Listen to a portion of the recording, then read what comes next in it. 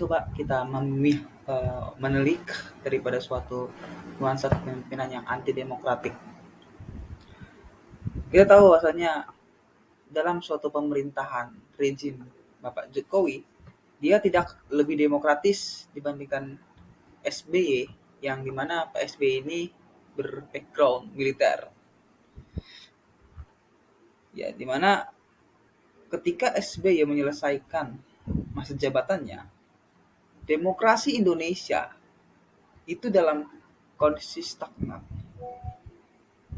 Namun pada era Jokowi, indeks demokrasi Indonesia justru cenderung menurun. Hingga indeks terakhir yang dirilis pada tahun 2022, The Economic Intelligence Unit masih mengkategorikan Indonesia sebagai negara dengan demokrasi cacat. Demokrasi pada pemerintahan periode kedua Bapak Jokowi semakin rusak. Kenapa? Karena adanya suatu minim oposisi. Jadi dari tahun 2012 sampai tahun 2020, kita bisa melihat bahwasannya itu berindikasi dan berimplikasi pada saat pemilu 2019, di mana Bapak Joko Widodo merangkul Bapak Prabowo Subianto sebagai Menteri Pertahanannya, di mana tentu kursi untuk oposisi diambil menjadi suatu kursi koalisi, di mana Jokowi merangkul oposisi politiknya, bahkan Prabowo yang menantangnya dalam 2 kali pemilu itu dijadikan Menteri Pertahanan. Koalisi pemerintah menguasai 81,9% kursi di DPR, yang dimana banyak kebijakan dihasilkan nyaris tanpa tantangan. Jadi nggak heran jika ada kebijakan-kebijakan yang memang dan program-program yang tak terlaksanakan. Kita jarang sekali mendengar adanya suatu kelantaman daripada anggota Dewan Perwakilan Rakyat dan sebagai perwakilan rakyat untuk mengkritik tersebut, karena kita tahu bahwasannya oposisi pemerintahan diklaim menjadi koalisi.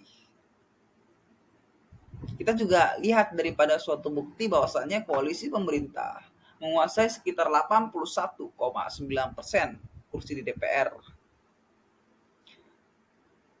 Jadi kita bisa melihat bahwasannya berbagai undang-undang yang disahkan oleh pemerintahan Bapak Jokowi bukan hanya kurang menghormati kepentingan hak asasi manusia dari suatu kalangan rakyat seperti petani, buruh, dan masyarakat adat, tetapi juga menjadikan suatu proses pembentukannya dilakukan dengan melanggar hak-hak masyarakat untuk berpartisipasi dalam urusan publik. Itu menurut suatu pernyataan yang disampaikan. Jadi pada tahun 2019, pemerintah dan DPR mengesahkan Kitab Undang-Undang Hukum Pidana KUHP yang masih mengandung pasal-pasal karet seperti penghinaan presiden, pemerintahan, dan pengadilan. Pasal yang memuat ancaman pidana bagi aksi demonstrasi tanpa pemberitahuan, pasal penodaan agama, mengkriminalisasi hubungan seksual di luar pernikahan, dan pasal-pasal problematis lainnya. Kemudian kita tahu juga pada suatu bidang yang dimana adalah Omnibus Law, ya, hak undang-undang cipta kerja. Jadi ada suatu komunitas yang disebut dengan Amnesty, yang dimana ia mengancam HAM, suatu sistem daripada undang-undang yang memang disahkan. Ini disebutkan oleh Amnesty, itu adalah suatu kebijakan yang mengancam HAM. Karena apa? Karena suatu kebijakan ini itu sangat berpihak kepada suatu investor. Dan ini akan apa? Mempunyai suatu implikasi untuk mengancam suatu kesejahteraan buruh. Ada pula juga revisi Undang-Undang KPK yang dianggap melemahkan lembaga anti rasuah. Kita tahu juga bahwasannya dalam suatu persepsi atau indeks korupsi di Indonesia terjadi suatu proses degradasi, di mana persepsi korupsi Indonesia pada tahun 2022 ini anjlok menjadi suatu titik terendah dalam sejarah Indonesia 10 tahun terakhir. Hal itu bisa nampak di mana kita tahu bahwasanya ketua KPK sebelumnya yang bernama Firly itu terjerat kasus suap yang menjadi tersangka dalam suatu kasus dugaan pemerasan. Nama lengkap Firly ini adalah Firly Bahuri. Tentu kita mungkin namanya agak asing, tapi mungkin di TV sering dia ditampilkan. Undang-undang Ibu Kota juga UU IKN itu ditentang banyak pihak. Di mana kenapa?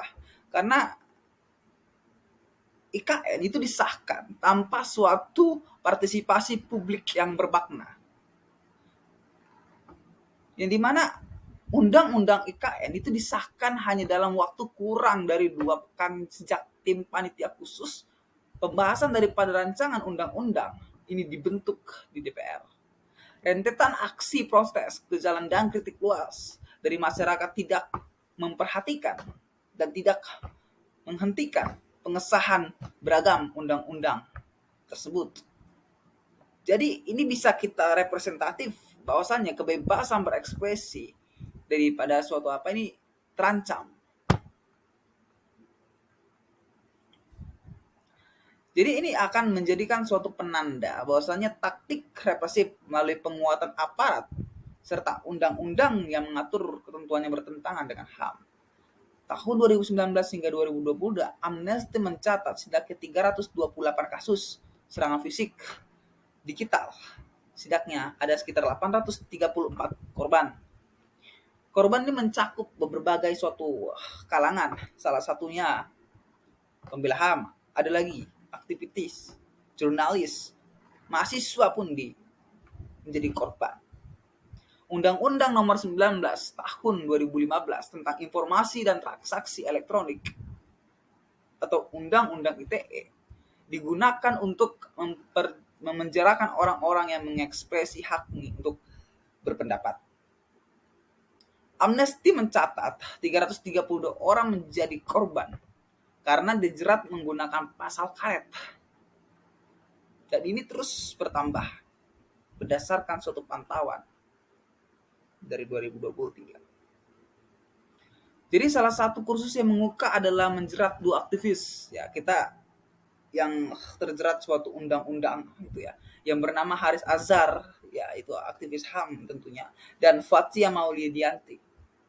Kenapa dia dilakukan suatu persidangan? Karena dia dianggap dituduh untuk mencemarkan nama baik yang kita tahu bahwasanya opung kita Luhut Binsar Panjaitan yang pada saat ini aktif sebagai Menko koordinator Menko Investasi bidang maritim.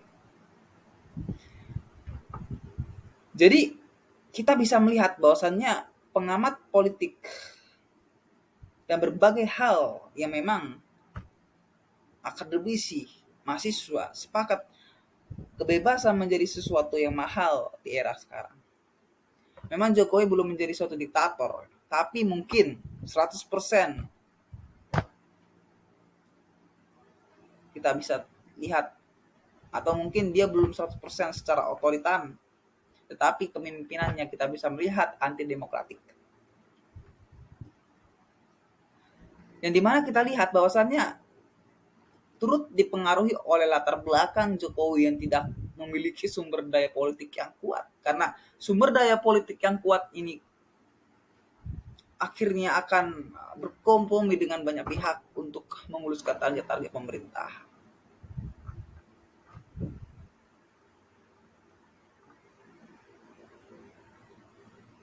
Kita tahu bahwasannya membayar mahal demokrasi melalui kompromi dengan oligarki dan purnawirawan jenderal,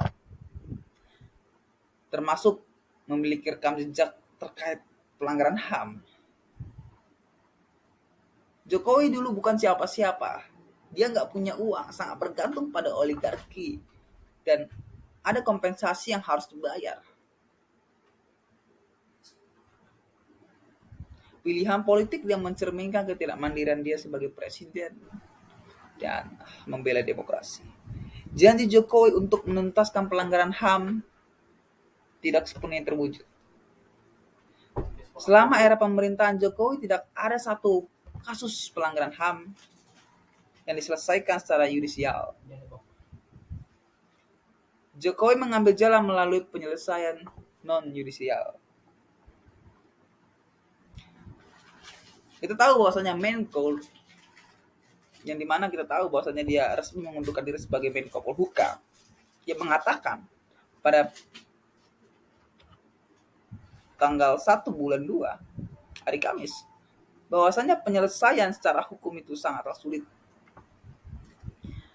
Wakil Presiden Ganjar Pranowo mengatakan bahwasanya penyelesaian pelanggaran HAM berat secara non-yudisial mendapat pujian dan penghargaan dari Dewan HAM Perserikatan Bangsa-Bangsa. Prof. Mahfud MD terbukti karena Indonesia nggak lagi disebut oleh PBB sebagai negara yang bermasalah dengan HAM.